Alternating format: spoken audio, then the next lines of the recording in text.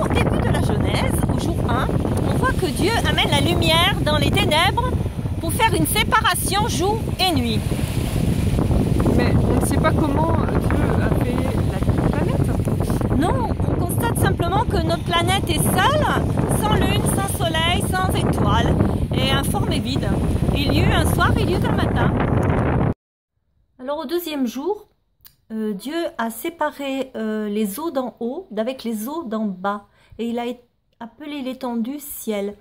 En fait, cela voudrait dire que la terre avait, avant, elle avait un canopé, ce qu'on appelle en anglais canopy, qui était faite d'eau, et qui en fait filtrait les rayons du soleil pour qu'il y ait un climat uniforme sur toute la planète.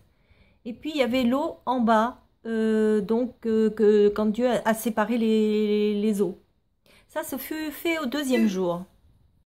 Alors au troisième jour, Dieu dit que les eaux qui sont au-dessous du ciel se rassemblent en un seul lieu, afin que le sec paraisse.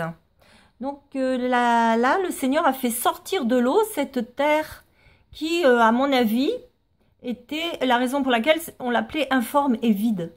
Mais bon, à voir s'il parlait de la planète ou de la terre elle-même qui était enfouie sous les eaux. Donc, ce même jour, c'est-à-dire le troisième, Dieu a aussi créé les végétaux, plantes, herbes et arbres fruitiers, par exemple. Et il vit que tout cela était bon.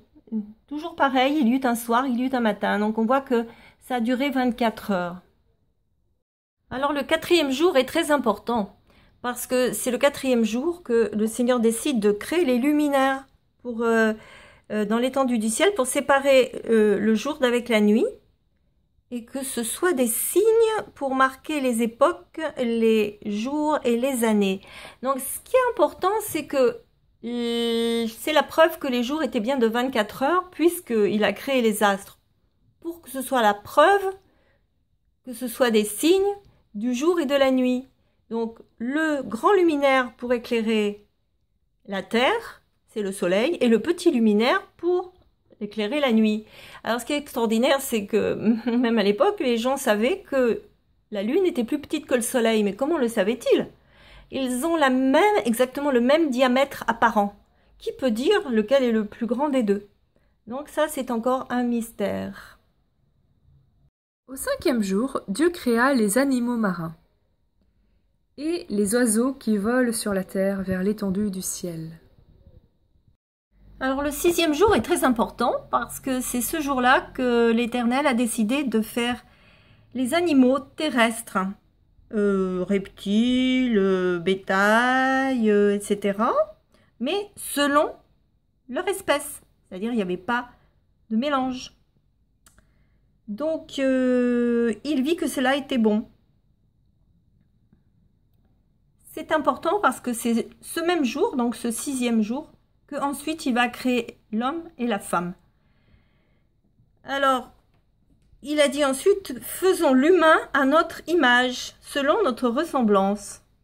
Dieu dit, faisons l'homme à notre image, l'homme en tant qu'humain, à notre ressemblance, et qu'il domine sur les poissons de la mer, les oiseaux du ciel, sur tout le bétail, tout ce qu'il y a sur la terre, et les reptiles, etc. qui rampent. Dieu créa donc l'humain à son image. Et ce qui est important, c'est cette phrase, il les créa, mâles et femelles. Dieu les bénit et il leur dit, soyez féconds, multipliez la terre, assujettissez, dominez sur les bétails, les animaux, etc. Je vous donne toute herbe portant de la semence, etc. Et tout arbre portant de la semence, ce sera votre nourriture. Alors donc, l'humanité est donc végétarienne dès le commencement. On n'était pas question de manger les animaux. Et à tout animal de la terre, et à tout oiseau du ciel, et tout ce qui se meut sur la terre, ayant en soi un souffle de vie, je donne aussi toute herbe pour nourriture. Et cela fut ainsi. En fait, nous, on avait les arbres en plus, hein, d'après ce que je vois. Eux, ils avaient que l'herbe. Ce fut un soir, ce fut un matin, ce fut le sixième jour. Et on pourrait penser que le sixième jour, ça y est, tout est fini, effectivement. La création fut achevée. Mais, le Seigneur a décidé de faire un septième jour. Et qu'est-ce qui se passe au septième jour? Eh bien, il le bénit et le sanctifie en plus, donc mis à part, parce qu'il se reposa de toute son œuvre qu'il avait fait en la créant. Alors, c'est magnifique, hein, parce que ce 7e jour est un jour de repos. Alors, si Dieu s'est reposé, je pense que nous aussi, on doit se reposer. Mais avec Jésus, c'est différent. Jésus, c'est chaque jour un repos. Mais on le verra plus tard. On le verra plus tard. Donc, voici les origines des cieux et de la terre quand ils furent créés. On rentre dans le 2e chapitre et beaucoup de chrétiens disent « Tiens, il y a 2 créations ». Non, pas du tout. On s'aperçoit que dans la Bible, souvent, il y a une généralisation de faits, d'événements. Et ensuite, dans le chapitre d'après ou les versets d'après, on rentre dans les détails.